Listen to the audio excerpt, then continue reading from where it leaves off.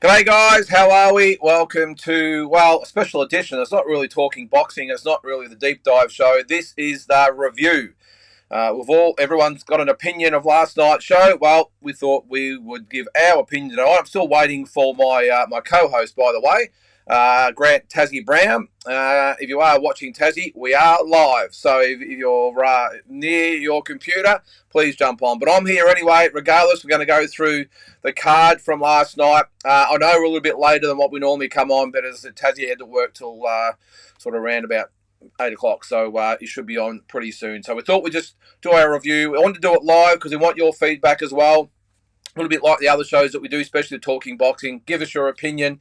I must admit, I didn't really see this as a pay-per-view worthy show. I thought it was a little bit early for Nikita as far as being the main event with the pay-per-view, and I think that probably showed out a little bit in his performance, a lot of pressure on Nikita. But look, I was pleasantly surprised last night about how good a show that it was. Right from the top to the tail, I thought it was a really, really good show. Tassie, of course, was in the corner of Luke Jackson last night. What a great performance that was. I'm really looking forward to talking to Tassie about that. Just so impressed with him. If you follow me on Instagram, you would have seen I put a post up last night. Just a quick story. He's saying how much I admire Luke Jackson. Obviously been through a lot in the last couple of years.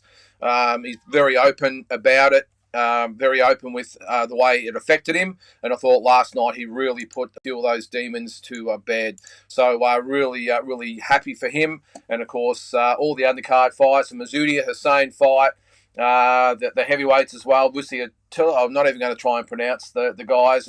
Kiki Lutatelli was good. But anyway, we'll get, and, of course, Liam Wilson over Carlos Maria Alana. So I'm going to bring in my co-host. He's from the gym. How are you, mate? Welcome to the show. Good to be back, Lynden. Good to be back. Gonna say we haven't had you on for a few weeks, mate. I know you've been busy, but great to have you on. Yeah, mate. Yeah, just lately it's just been for our viewers, in case they wonder where I am. I haven't done a Peter Maniatis and got scared and hid under me mother's bed because I can't win a quiz. It's just working, man. Training my clients, and lately I've been taking clients a bit later in the evening. So the time that you want to go on, it hasn't really worked for either of us. But I want to try and be on regularly because I love Boxing Deep Dive. I've loved what we've done together, Lynden, and I mean we've had a few special guests over the journey, mate. But it's basically me and you. Yeah. We're like Laurel and Hardy, Abbott Costello, even Cheech and Chong, maybe. You know what I mean? So which one are you? I'll say Cheech. I can't remember him very well, but yeah, mate. So yeah, but hopefully we can get in a routine where we can be on, mate. But yeah, look, it's good to be here. I'm a bit tired. I'll just warn you now. After a big night last night in Sydney at the fights, not a lot of sleep. Not due to didn't party. I just was that pumped and adrenaline after Luke Jackson's win and for us doing what we done together with the team. So I was a bit pumped and I wanted to watch the undercard on KO because I didn't get to see a lot of it. So, so I pretty much was up all morning watching the fights and then went straight to the airport. And the thing is, too, we've all experienced, you go to these events and you catch up and see so many different people. I know you're at the Tszyu Academy. You caught up with Hussey. I think it was Billy Dibb, Tim Tszyu. You caught up with a few people. Johnny Lewis, everyone.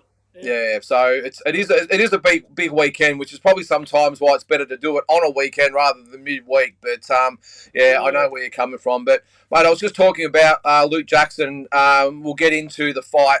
In total as we go through the card, but it must have been last dance. Yeah, it must have been great to be part of the show last night. I was just saying, it didn't really strike me as a pay-per-view worthy type of event leading into it, but I was actually pleasantly surprised at the quality of fights that we got. Now the fights are well matched, man. I mean, Mazuria Hussein was a cracker. Tawasa and Kiki was good.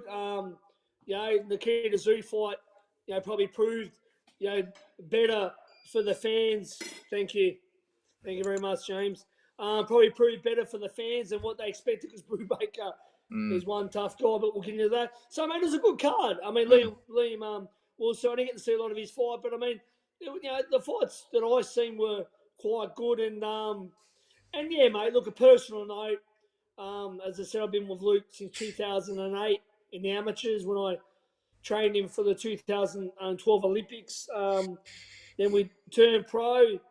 We'd done a deal together, me, him, and Billy Hussein and Mike Tamura, and we went all the way to a world title versus Cole Frampton in front of 36,000 Irish. Tyson Fury was on the undercard. So we've had a big journey together.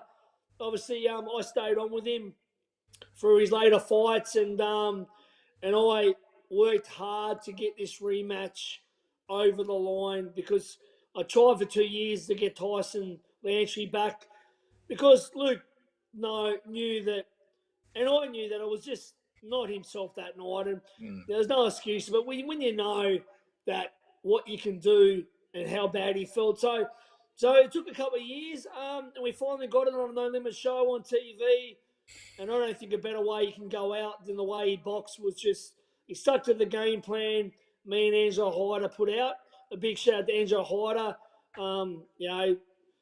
Arguably one of the best trainers in the world, not just Australia. I've always, no, I'd back you on that. My respect for him goes more and more. I've known him for over 20 years, and I'm not pissing his pocket, but he's a very good trainer. The twins, obviously, are thriving under him. He's had Danny Green, Victor Chinya, but the twins are there helping out as well. We had a good game plan. Walk him on the shots, be first, spin off, go again, move, and that's what he done.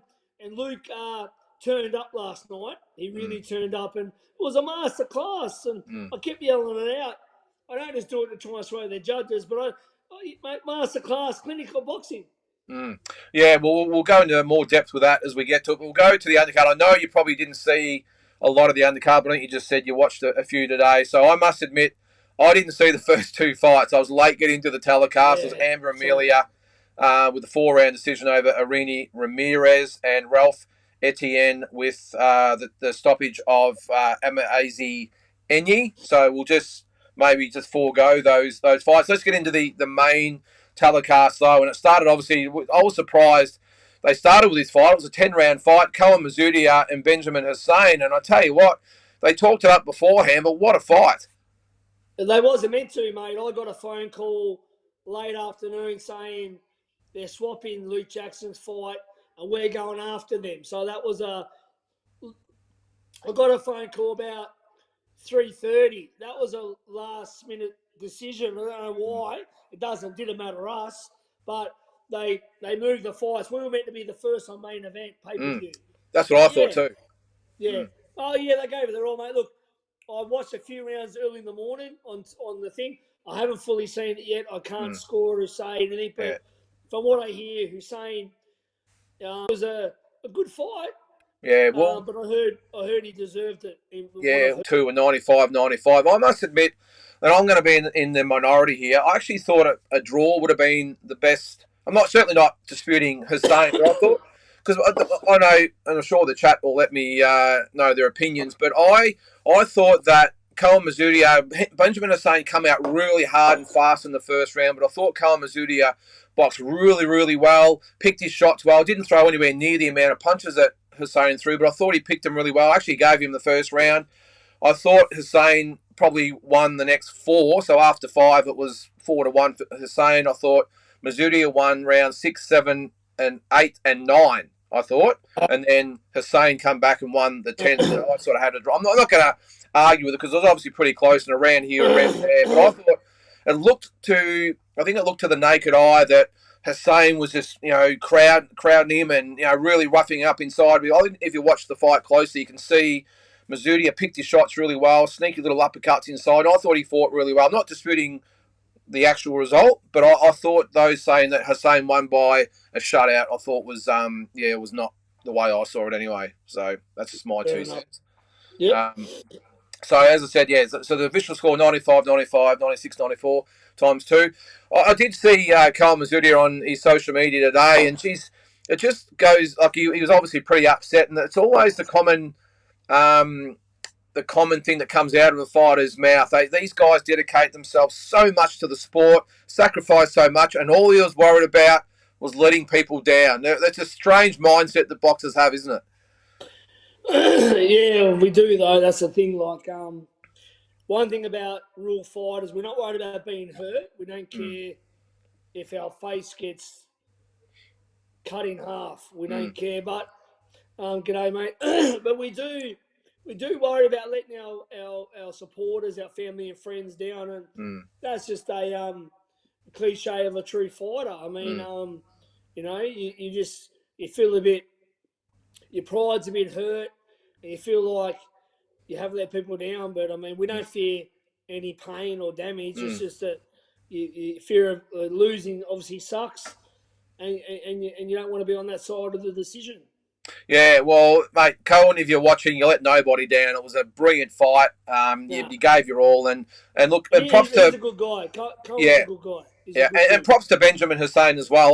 He's a good dude too. They're both good Yeah, I've dudes. never actually met him, And but I just thought, I like Benjamin's trainer as well. yeah, that's I don't think I've met him before, but Liam Wilson's trainer. sorry, Benny Benny Harrington. Harrington, of course. Yeah, sorry, I'm trying to think who was his trainer. I But like Benny. I like Benny. yeah, no, good We guy. always have a good chat when we see each other. I like Ben. He's a good dude. He's got four Yeah, sons, believe it or not. is that right? Yeah, no, He's got he's got a good gun. fight, He's got a obviously. gun. Little fella, Taj. Yeah, I've He's seen a bit like of him 10 on years. social media. It could be our first gold medalist. He's a freak already. He's We only never like know. fucking 10 But years old or something. Yeah. But I was impressed by Benjamin Hussein, who got stopped by Lockie Higgins one or two fights ago, and Lockie's obviously known as a really tough, durable fighter, but more of a journeyman type of guy, and he's responded. He's changed his style. He hasn't been too egotistical, I suppose, to stick with it. He's gone back to the drawing board, made some changes. So credit to Benjamin Hussein and Benny Harrington. So good win for that. Wouldn't mind seeing that one again. Carl Mazuria and Benjamin Hussein. The next fight was your fight, of course, Luke Jackson, Tyson Lantry. So the official scorecards were 60-54 times 2 and 59-55. I couldn't really find a round for Tyson Lantry. I'm not going to say he didn't maybe win one, but look, I think for me, mate, I'll let you go in a sec, but for me, my main thing was that it's a lesson to all the boxers out there. You don't have to be too complicated to put on a masterclass like we spoke about it today. It was 1-2 hook, step to the side. 1-2 hook, step to the side. And it worked time and time and time again. And it was just a perfect example of keep it simple and you can make the fight look easy. Yeah, no, it was a simple game plan. And as I said, me and Angelo Hyder were on the same page with the game plan of Tyson Lantry coming forward. Doesn't really work his way in with a jab or anything. He just comes with his gloves up. So he's there. Before he gets to you, he's there to be hit. So bang, bang, bang. And then when he is close, just pivot off, go again. And we wanted him to be first. And he showed every punch in the book. He landed flush right hands, left hooks, right uppercuts, body shots, ring generalship, good movement, good evasiveness. And when it looked like Tyson might have been closing the distance, Jacko just got out of there. So, look, being in the corner, it was a really good corner with the Maloney boys, Brian Wilmot and Angelo Hyder, myself. And we just keep saying, keep doing what you're doing. And it was a really, you can see the confidence in Luke growing and growing and growing. And yeah, it was good to be sit back and not be too nervous, but still be a bit cautious because you never know. But yeah, it was good just to be there and know that the guy that I've known since 2000 and we've been friends since 2006, but been sort of in his corner since 2008. It was good to know the guy I knew turned up because I know what he can do. So it was just, really, really, really happy to see a great performance and just the redemption. And Tyson Lantry's a good guy as well, and Nudge and his team, they're good people. But, he deserved that. He knew that he wasn't right a couple of years ago, and we worked hard. I worked hard to get this fight. Didn't think it was going to happen. It was this, that, the other. Things weren't happening, but we got it done. And and that's it, the last dance. And if he rings me up and says, Tassie, I'm going again, I'm going to say, mate, that's it. Yeah. Not that he can't fight still, but how are you going to better an Olympic Games and a world title shot? I mean, you're 38. how can you go out better than going out on live TV in front of a massive audience and boxing like he did, mate? Like he boxed like he was bloody 28, you know? Yeah, he did, and I mean, I just mentioned before, like it was great to see because obviously he's been through a hell of a lot in the last few years. Just bring us inside a little bit. I mean, you don't have to go into too much detail, but just a little bit of insight of what was of what he went through in the last couple of 2 or 3 years, whatever it's been. Oh, look, Jacko. I mean, Luke. You know, I won't be too personal, but I mean, Yeah. no one knows Luke like I do, and probably vice versa, him and me. But he's always had things even before the last couple of years, like there and like. But I mean, yeah, that really was probably the worst since after that fight and what he went through. Look, it was a dark time. Obviously, I mean, something I don't understand myself because I've had dark times, but I've always never turned to alcohol or drugs to numb it. Yeah. That's just so I'm not saying I'm special because of that, but I've just never had that. So, but like obviously people do turn to that. So yeah, look, he was in a bad place for a while, and but obviously he got out of it. Boxing obviously has always been his main thing to keep him on the straight and narrow. So when we got a fight down in Tassie last year, got him back on track training again, had a good win down there. Obviously his girlfriend, she's a lovely young girl, and she's good for him. And everyone needs structure, especially him. So he needs that structure. He had that itch to scratch with Lantry, so he really wanted it. So he deserved that last night. And yeah, look, like what Joel's saying, Lynden, fall down 9 times, get up 10. You know what I mean? So yeah, but look, as I said, like he's a big advocate for mental health, which is great, and he's living proof that you can turn it around. You don't have to stay in that dark place, and you can do it, mate. And what better way to do it than to be fit, healthy, off the drink, away from the drugs, away from negative people, and put it into your boxing, and even now put it into your as a trainer. Like I think his forte, I've always said it. He was and Lynden knew he was a great amateur. He was a great amateur too, but he's got a really good boxing IQ. He's going to be a great amateur coach. Not saying he won't be a great pro coach, but he's going to be a great amateur coach because And mentor. Look, he's been there on the big stage, many internationals, many training camps, and I know his boxing IQ is similar to mine. So he'll be a great coach. I hope he does go down that path because Jamie Pittman's doing it now. He'll be a great addition to the Australian boxing system. I really do. But I've always said that, and I really believe that. Yeah, well, that's what we need. Well, all things aside, I was, I've only met him once or twice, but super proud for him. I'm, for the fans watching on, and just obviously wish him all the best in retirement. It looks like he's got a lovely lady there to keep him in line. So all the best to them, and whatever he chooses, in the next part of his life. So good on you, Jacko. 100%. Yep, all right, mate. Let's get into the heavyweight. So it was. I thought this was a very little bit controversial, I thought. So you had Kiki Vitelli, the Kiwi. I haven't watched it, but I like Tszyu. He's a friend of mine, so he had the 8-round decision over Tszyu Vusu Awutu. I think that's how you pronounce. I don't know. I'm hopeless with names. Tszyu, yeah. But he got knocked down. Vitelli got knocked down in the second round and still got the win, so it was a pretty good effort. Yeah, so Tszyu knocked him down, yeah? Yeah, he did in the second round, but the official scores were 78-73. So actually, one of the judges had it for Vucio to 78-73, and the other two had it 76-75 for Vitelli, which is surprising that he's the, coming from over the ditch in New Zealand, and he's still got the decision. I will say, because whoever is at Peach Boxing, his trainer, for Christ's sake, put some bloody shoes on. Will you? Wears thongs into the corner. Have a little bit of respect for yourself and the sport, will you? Oh, the Kiwi. He wears thongs into the ring, shorts and thongs. I didn't see it. Yeah. Anyway, I want to rewatch that fight because I think Tszyu's got a lot of talent, man, and he usually knocks them out. So I told him afterwards, I said, it's good that you got I know that you didn't get the decision, but it's good that you got some rounds under your belt because Because he's a guy no one really wants to fight, mate. So he'll only be better from that. He And did fight well.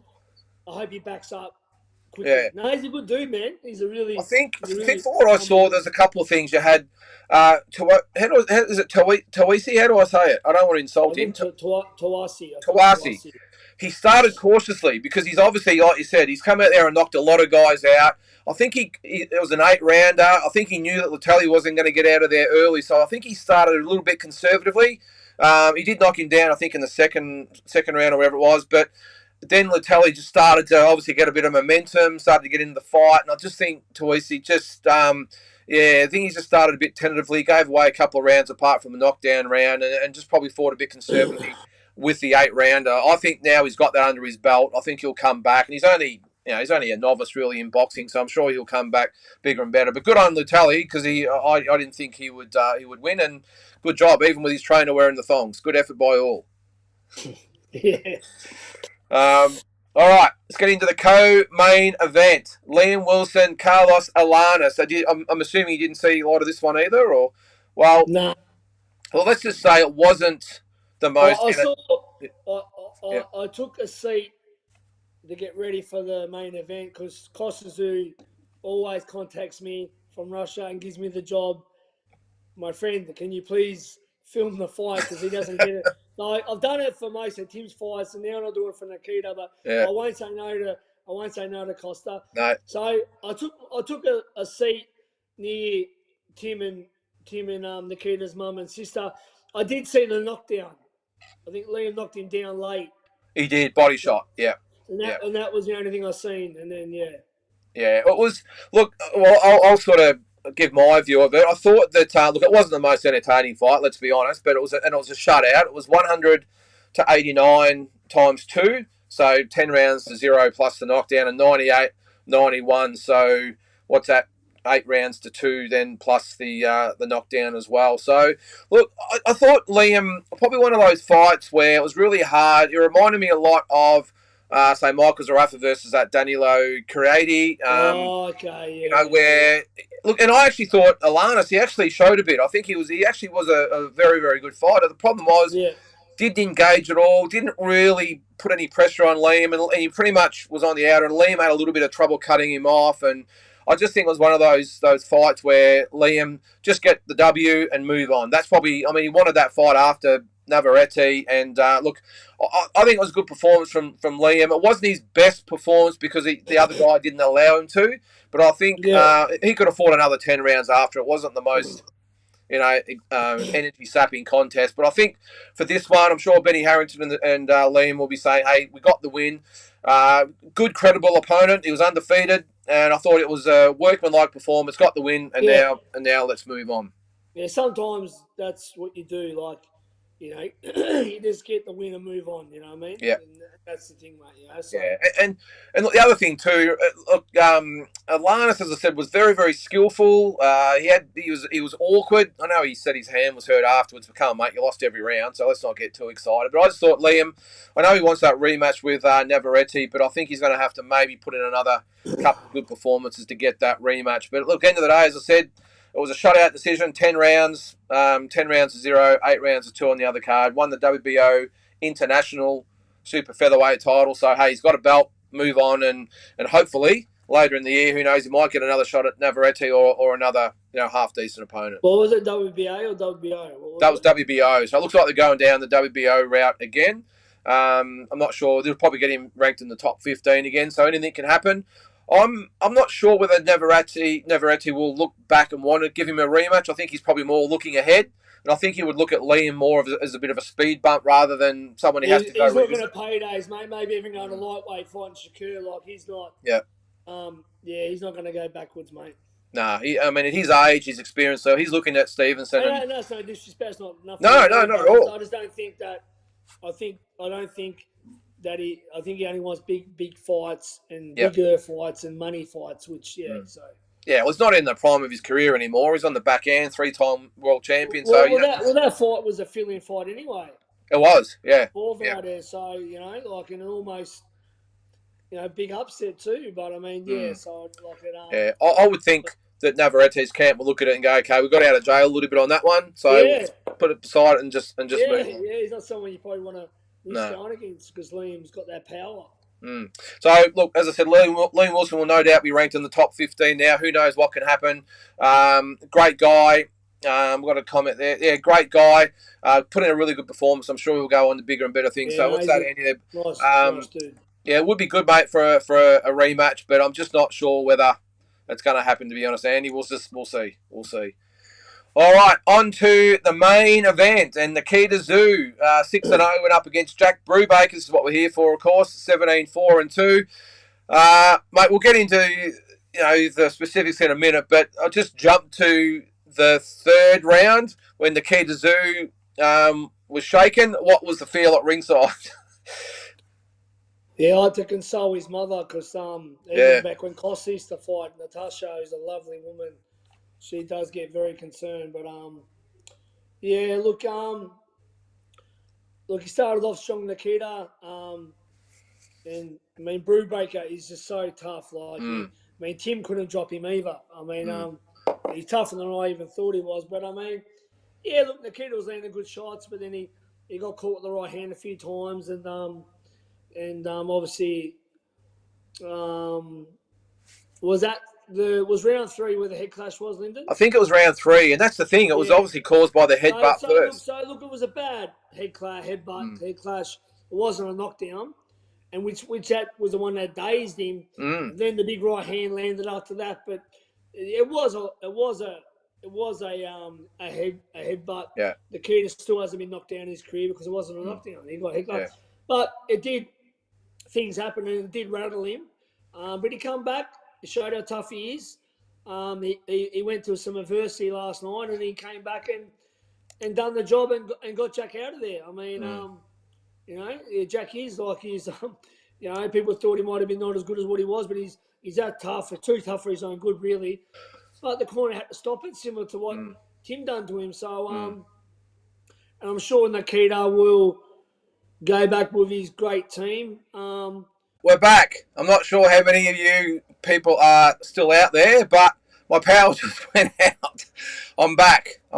All right. So, it did actually go out a little bit earlier, and it just picked the exact wrong time to go back out. So hopefully we'll be on for a little bit longer. But I live in a bit of an area. It's very windy. It's a bit, trees coming down. I live in where it's very, very populated with trees, so let's hope I'm back. All right, looks like there's a few of you in there still, so let me know. Just waiting for Tassie to come on, but I'll give my impressions of the fight before Tassie comes back on. This is Nikita Tszyu and Jack Brubaker, of course, so hopefully you can see me out there.